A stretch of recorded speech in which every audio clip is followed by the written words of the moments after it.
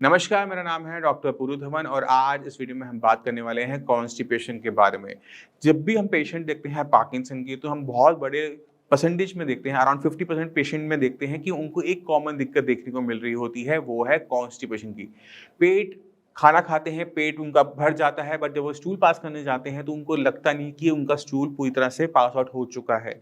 उनको वहाँ पे भारीपन और हमेशा जी मिचलाने वाली दिक्कत देखने को मिलती है। इसी वजह से गैस ज़्यादा बनती है, खाना खाना कम कर देते हैं और उनमें वीकनेस बननी शुरू हो जाती है। तो आप किसी भी एज के हों, आपकी एज चाहे 50 है, 60 है, 70 है, आपका डेली पेट साफ होना आपकी हेल्थ के लिए ज़रूरी है और इसको करने के लिए आपको समझना पड़ेगा कि आपके साथ गलत क्या हो रहा है। जैसे-जैसे हमारी उम्र बढ़ती है, वैसे-वैसे हमारे इंटेस्टाइन्स की भी उम्र बढ़ती है और जैसे-जैसे वो बूढ़ी होती चली जाती हैं, तो उनकी जो पेरिस्टाल्टिक मूवमेंट होती है, जो खाने को और मल को आगे की तरफ धकेलती है, गुदा के पास लेके जाती है, वो थोड़ी धीमी पड़ जाती है। इसकी वजह से क्या होता है कि पेशेंट की जो आप कह सकते हो कि कॉन्स्टिपेशन की दिक्कत बढ़ जाती है। दूसरी दिक्कत क्या होती है कि इंटेस्टाइन्स अक्सर पानी बॉडी में से खींच के स्टूल के साथ मिलाती है, उसे सॉफ्ट करती है और तब वो स्टूल जो सॉफ्ट हुआ है, वो बाहर आता है। मगर जब आप एजेड हो जाते हैं या पार्किंसन की दिक्कत है, तो हमें क्या देखने को मिलता है कि स्टूल हार्ड रहना शुरू कर देता है। तो अब हमने इसको सॉल्व करना होता है क्योंकि अगर स्टूल हार्ड है तो निकलते समय वो दर्द भी करेगा, परेशानी भी पैदा करेगा और निकलने में आपकी जो कॉन्स्टिपेशन की दिक्कत है वो बढ़ती चली जाती है। तो हमने क्या करना है, इसे स्टूल को सॉफ्ट करना है। अब स्टूल को सॉफ्ट करने के 2 तरीके होते हैं। एक है पानी कि आप उसको थोड़ा-सा सॉफ्ट कर दो। दूसरा तरीका है फैट।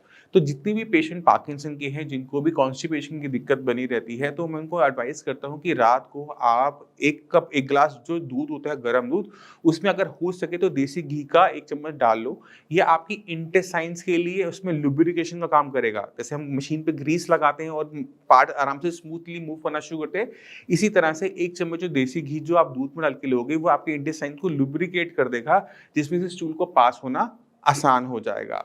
इसकी तरह आप अगर आप चाहते हैं कि आप ये सिंपल तरीके से भी आपको आराम नहीं मिल रहा, तब जाकर हमें मेडिसिन की तरफ जाना पड़ता है। दूसरी चीज़ का आपने ध्यान क्या रखना है कि आपने खाने के अंदर रफेज यानी जो फाइबर होता है उसका इंटेक ज़्यादा करना है। अगर आप हो सके तो दिन में 1 आधी प्लेट सैलेड की ले सकते हैं। फ्रूट्स जो आपको पसंद है, खासकर पर जो पपीता होता है, वो इसमें बहुत अच्छा काम करता है क्योंकि वो वैसे ही सॉफ्ट होता है, फाइबर अच्छा होता है, स्टूल जो बनेगा वो सॉफ्ट बनता है और जो फाइबर होता है वो कभी भी स्टूल को बहुत ज़्यादा हार्ड नहीं होने देता। वो क्यों? क्योंकि वो अपने अंदर पानी को बनाए रखता है। इसी वजह से जो हम जो बोलते हैं कि आपने अपनी डाइट के अंदर फ्रूट्स की मात्रा बढ़ानी है या सैलेड की मात्रा बढ़ानी है, तो वो इम्पोर्टेंट होती है कि आप सभी को कभी भी कॉन्स्टिपेशन की दिक्कत ना देखने को मिले। क्योंकि शरीर में कॉन्स्टिपेशन से और बहुत दिक्कतें पैदा शुरू होती हैं, हेडेक बनना शुरू हो जाएगा गैस की वजह से। यू नो आपको चेस्ट पेन हो सकता है, आपको हार्ट बर्न हो सकता है, एसिडिटी की दिक्कत हो सकती है, घबराहट बन सकती है और जब ये छोटी-छोटी कोई चीज़ें एक साथ आनी शुरू होती है, तो पेशेंट बहुत ज़्यादा परेशान होता है, सॉल्यूशन नज़र नहीं आ रहा होता। तो आपने ध्यान जो मैंने बताया है उनका रखेंगे।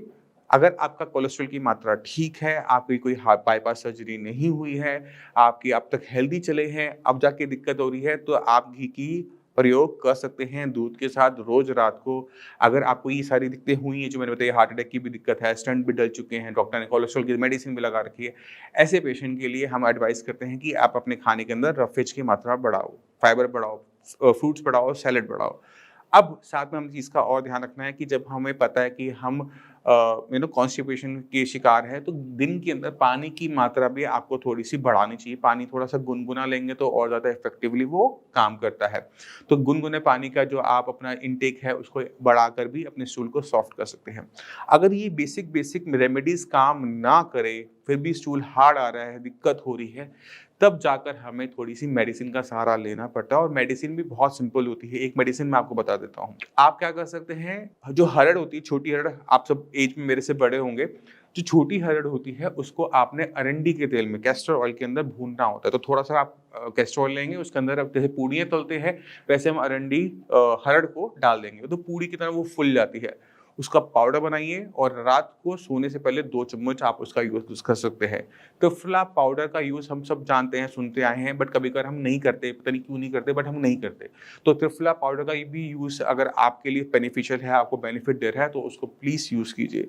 अगर फिर भी दिक्कत रह जाए तो डॉक्टर्स अवेलेबल हैं, आपकी हेल्प करेंगे श्रेयास में, पार्किंसन में के लड़ने में भी और कॉन्स्टिपेशन को दूर करने में भी। अब इसी के साथ आप सभी से मैं चलने की आज्ञा चाहूँगा। मिलते हैं अगली वीडियो में, तब तक के लिए नमस्कार।